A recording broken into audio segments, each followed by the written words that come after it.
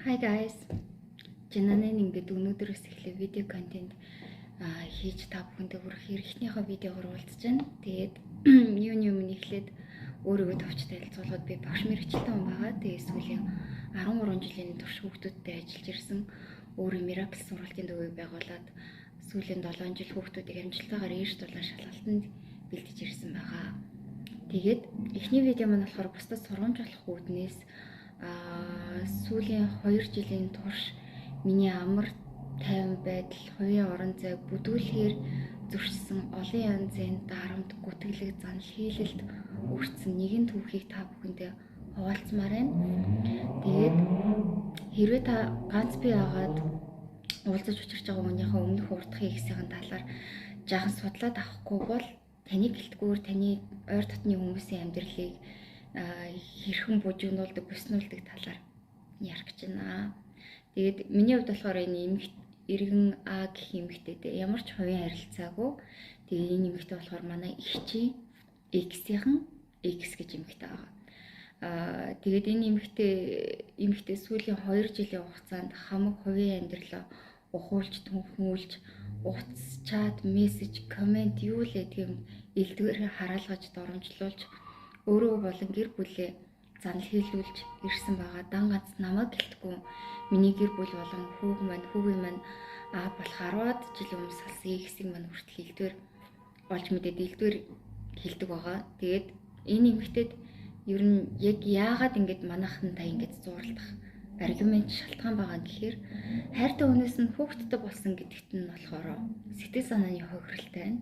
Тэгээд тийм болохоор манай эгчийг болохоор байр машинаа яаралтай шилжүүлж энэ сэтгэл санааныхаа хохирлыг нь барагдуулах ёстой гэж үзэж байгаа эмэгтэй хүн.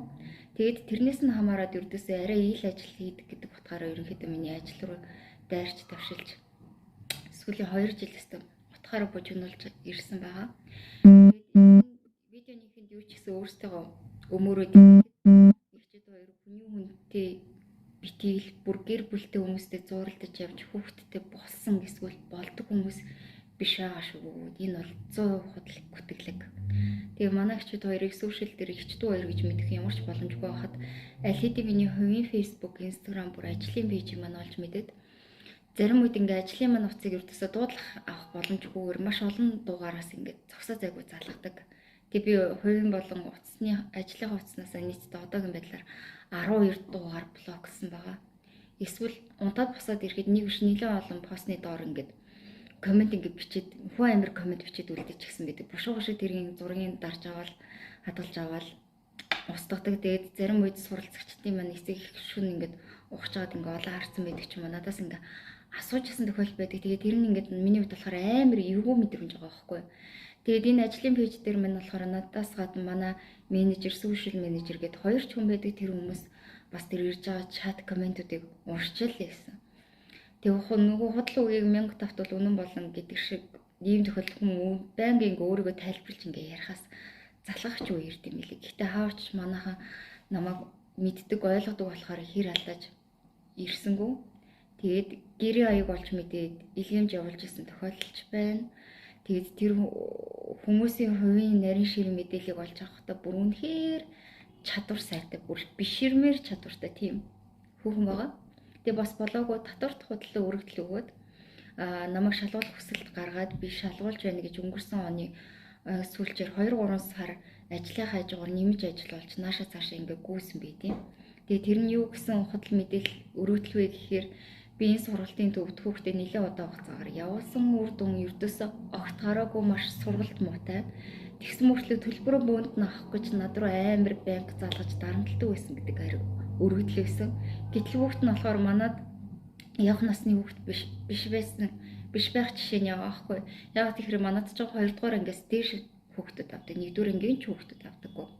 Гэтэ хамгийн сонин ингээд Монголын төрийн албаныхан гаргаж байгаа өргөдлүүдийг үнэн бодит гэдгийг шалгаагүй шууд цаад хүмүүстэй зууралдаад явчихаар бас их сонин байгаа. Тэгээд эхэндээ би дугуйл явсан. Гэтэ энэ хүмүүний амьдрал сэтгэл зүг, ажлыг, хүүхдийн маань аюулгүй байдлыг ч ингээ хөндлөж эхлэхэд би яалтчгүй алхам авч эхэлсэн. Цагдаад хандсан. Цагдаад энэ өнгөрсөн хугацаанд болохоор би нийтдээ 3 өргөдөл гарсан байдгийг 3 удаа өргөдөл гаргасан. Эхний хоёр нь болохоор 90 орндын маргаан гэд кейсийг маань шууд ингээ хаачихсан. Тэгээ өнгөрсөн 12 сард болохоор би нилээн хийлж захиж ингээд мөнхийн утас дуурах болгонд айцтай байх байл нөгөө хүн ч болов. Тэгээ дээрээс нь би их хүн чинь ингээд нарийн ширээ мэдлэл олж авч чаддаг хүнээс чи хүүхдийн маань сургуулийг олж мэдээд очиж сургууль дээр нэлдвлээ хайчвал яах вэ их үү гэж цагдаа нарт захиж ингээд өргөдлөө ингээд сүлд өгсөн байгаа. Тэгээ одоо л нааштай юм байхгүй л байна. Тэгээ дараагийн том цохилт нь болохоор юу байсан бэ гэхээр хувийн фэйсбુક аккаунт болоод алдахтаа өөрийн 7 жил хөгжүүлж ирсэн 27 мянган дагагчтай пэйж хаант алдсан байт юм. Тэгээд хуваараа юм хийдэг хүний хувьд болохоор энэ бол жинхэнэ төвчээр тулгасан зүйл болсон. Тэгээ бүгднийг дахиад шинээр эхлэх болсон. Тэгэнгүүтээ данганц өрөөний төрөөс иш 2 салбарын төрөөс бас 10 түүний цалинтайгаар ингээд мэдээж тэгээ дагаад ирчин урсгал зардал хийхтэй байгаа. Тэгээ энэ маань болохоор санхуд маань ноцтой хор охирол учруулж байгаа. Тэгээ шинээр пэйжээр эхлүүлээ явж байгаа. Тэнгүүд одоогийн байдлаар 500 дагагч 27 мянган дагагч хоёрын ялгаа бүр асар их байгааг нь мэдэрч байгаа байхгүй өөр дээрээ. Тэгээ ийм их юм үзэж байгаа хүний сэтгэл зүй сэтгэл санаа ойлгомжтой ямар байх нь. Тэгээ дагаад энэ ч гэсэн ажлын маань бүтээмжинд ч гэсэн нөлөөлж байгаа. Утас дуурах, чат, мессеж чат ирэхэд мөнхийн ингээд төгшөөртэй хүн хэмжээ уурлан бохимдно, хоолны туршил алдагдана, нойрны темп алдагдана. Бас хамгийн хэцүү зүйл нь мөнхийн хүүгийнхаа аюулгүй байдалд санаа зовж явах амар хэцүү байдаг. Тэгээ санхүү, цаг хугацаа, нэмэлт ажил, сэтгэл зүйгээд хохироогүй юм ердөөсөө энэ кейстэй байхгүй болж дуусч байгаа байхгүй. Тэгээ одоо хамгийн сүүлийн тохиолдол гэх юм бол хүүгийн маань утасны дугаарыг олж аваад наа газараасаа явахгүй бол өхөө шүү гэсэн ич залгасан байна. Өсвөр насны хүүгийн маань сэтгэл зүй рүү ингээд довтлоод эхлэн гэдэг чинь бүхэн амир хэрэг болж байгаас. Тэгээд хүүхдийг чи яаж л бол яаж алуулна гэж ярьдаг эмэгтэй адилхан их хүн байж миний хүү, миний дүү нэмэгтэй яг яасан гэж тэгж хэлж зан төлөвлүүлж явах хэвээр аюул сонио. Тэгээд энэ сарын ихээр хуулийн фирмүүдтэй зөвлөлдсөний хайцад ерөнхийдөө сонголтоо хийгээд одоо өмгөөлөгч нартай хамтарч ажиллаж байгаа. Тэгээд бас энэ тухай өмнө ерөнхийдөө шинэ фэйсбુક дээр товч ингээ видео оруулахад ер нь надтай яг адилхан зүйлтэй төстэй кейстэй ингэж нүүр тулж байгаа 20 хүмүүс ингээ холбогдсон. Тэгэхээр ингэж хүний муухай шантаж хийдэг хүмүүс зөндөө байдаг бахан. Тэгээд эцэст нь бид хуультай өөрсдийнхөө эрхийг хамгаалуулдаг улсад амьдарч байгаа иргэдийн хувьд ийм зүйлтэй эвлэрээд хүрэлцэнгүй байгаад дуугаж болохгүй юм аа. Хэрвээ та болон таны ойр дотны хүн ийм нөхцөл байдалд орсон бол дуугаж болохгүй. Дарамт бол гэмт хэрэг. Хувийн мэдээлэл хамгаалах эрхтэй хүн. Хууль эрх зүйн талаас ч гэсэн энэ бол хинч зүгээр өнгөрөх ёсгүй зүйл. Цагдаа сайн тоохгүй бол өмгөөлөгч таав гэж хувийн зүгөөсөө зөвлөмөр байна. Тэгээ өмгөөлөгчтэй болсноороо ерөнхийдөө би хоошдоо яах ёстой талаараа тодорхой хэмжээнд хууль зүйн мэдлэгтэй болж ирж байгаа. Жишээ нь одоо миний тохиолдлууд бол иргэн болон иргэнгийн гэмт хэргийн нилээдэн залтанд ингээ орж ирж байгаа жишээний. За жишээлбэл гүтгэхт оромжлох гэж байгаа. Энэ нь болохоор эрүүгийн хуулийн 13 болон 14-т орж байгаа. Бусдыг олон нийтийн өмнө худал мэдээллээр нэр төрөлд нь халтсан бол тургуулийн ял эсвэл зорчих эрх хязгаарлах хорих ял ногдуулж болно гэж байгаа. За тэгэнгүүтээ болохоор нөгөөт нь болохоор доромжлох нь болохоор олон нийтийн газар цахим орчинд бусдыг доромжлох бол тургуул эсвэл зорчих хязгаарлах ялтай гэж байгаа.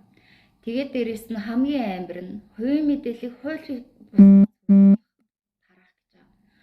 Хүний хувийн нууцын тухай хууль зөрчигдсөн хувь хүний зөвшөөрлгүйгээр хүүхдийн нэр, хаяг, гэр бүлийн байдал гэх мэт хувийн мэдээллийг цуглуулж тараасан бол зөрчлийн хуулиар хариуцлага хүлээлгэж юм байна.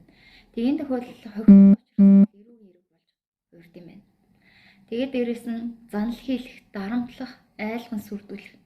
Энэ нь болохоор эрүүгийн 11-6 байха тэр зүйлд ингэж ордог. Амь нас эрүүл мэндийн төрөнгэд нь халдах талаар ингэж занл хийсэн бол тургуул зорчих эрх хязгаарлах эсвэл хорих ялтай тийм ээ.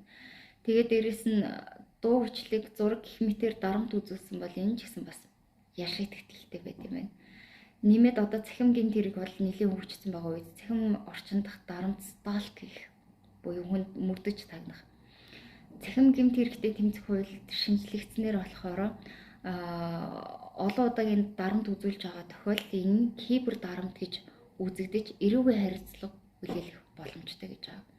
Тэгээд мэдээж хамгийн гол нь хүүхдтэй холбоотой асуудал. Хүүхдэд халдсан үг үл хүүхд рүү ч хийсэн занл хийсэн гүтгэлэг нь болохоор Монгол хүүхдийн эрхийн тухай хууль хүндэтгэлийн эрхэнд халдсан гэж үздэг юм байна. Тэгээд хүүхдийн сэтгэл зүйд нөлөөлсөн бол цаашид гэр бүл хамгааллын байгууллагаар дамжуулан тусгай хамгаалтанд авах боломжтой байд юм байна. Гэх мэтчлэн зүгээр мөрөөр ажил хийгээд ингээд тайван байжсэн хүнийг утгаар нь ингэж дарамтанд шахаанд ингэж оруулж чадчихна. Ийм зүйлдээ нүүр тулаад явж байгаа болохоор тэгээд утахгүй учир нь олдох гэж найдаж байна. Магадгүй тэр үед энэ видеоны үргэлжлэлийг би бусдад хэрэг болох үүднээс оруулах бах. Гэхдээ яг надтай адилхан дахин хэлэхэд надтай адилхан кейстэй нүүр тулж байгаа хүмүүс сайхан бол дуу битээ байгаарай. Цагдаад заавалчгүй мэдэгд. Цагдаа таны эрхийг хамгаалах үүрэгтэй. Та өөрөө хин нэгний эрхийг мөрөөр ээжэд хүнд эрхээ ингээ халдуулан барин ингэж доромжлуулж гүтгүүлж занл хийх ёсгүй. Дээрээс нь иймэрхүү шантаж барьны хүмүүстэй зурлах ёсгүй. Цагдаа сайн тоохгүй байх юм бол та бүхэн маань заавалчгүй хуулийн фирмтэй өмгөөлөгч нартай хамтарч ажилласаа гэж хүсэх байна. Тэгээд цаашд хэрэг яаж шийдэгдэх нь өмгөөлөгч нараас би зөвлөгөө авч байгаад ийм байна, тийм байна гэд ямар мэдээллийг заа хэлж болох, ямар мэдээллийг задруулж болохгүй талаарх ерөнхийдөө цоврал видео оруулна гэж бодож байгаа. Тэгээд магадгүй энэ видеог тэр эмэгтэйс үзэх бах. Тэгээд бодохгүй юу хийснээ мэдж байгаа ах. Юу гэж дураараа намайг болон миний хүүхд, миний дүүг занл хийснээ мэдж байгаа ах. Тэгээд эцэст нь юу гэж байгаагаа мэдэж л чи нэг иймэрхүү үйлдэл хийсэн байх гэж бодож байна. Тэгээд утахгүй шүүх хурлын танхимд уулзсан ах гэж найдаж байна. Тэгээд адилхан шантажууд ах юм бол араа бодож үйлдэлээрээ хуультай улсад амьдарч байгаа гэдгийг бодолцож үзээрэй. Хаа мөгүй хүнээс хүн байр машин нэхэж салгадаггүй маандуудаа. Мөрөөрөө ажиллаж амьдарч байгаа хүүхдүүд өсгөж байгаа их хүнээс. Тэгэхээр би юу гэхдээ сүүлийнхаагаа арайлж байгаа цал хэлсэн үү? Гэтэ яалтчгүй юм үнэхээр хүн угаасаа бүхий уур бухимдалтай байгаа стресстэж бүр ядарч туйлдд юм байна.